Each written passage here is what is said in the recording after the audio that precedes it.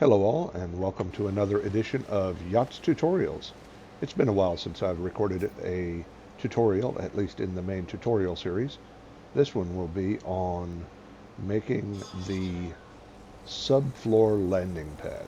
So, let's get started.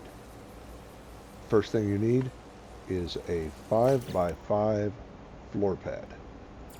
I attach that. I always start in build camera mode. And I always do this in build camera mode. I start by attaching the first one to the door, and I work out from there.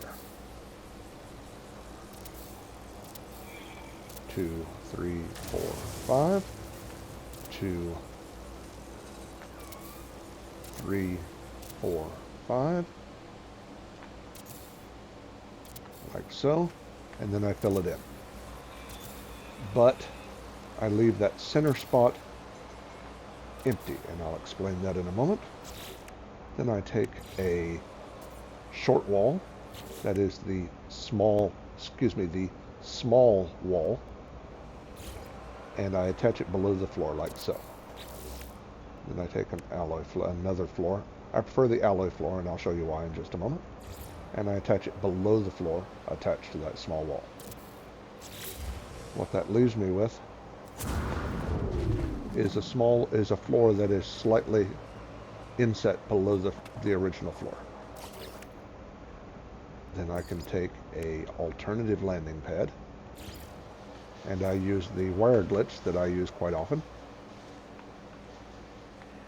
And if I switch to the wire mode and I zoom right in on the wire node, you notice that the wire node has a fat end and a skinny end. I call the skinny end the nose.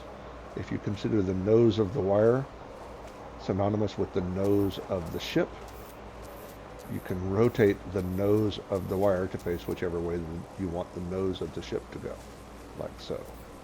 And then when you glitch the part,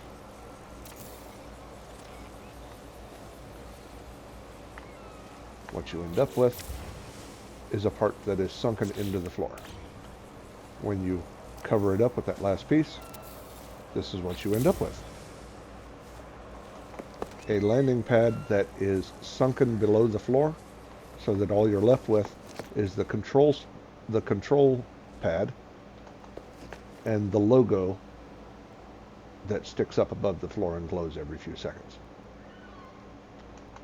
That is all there is to building a beautiful subfloor landing pad.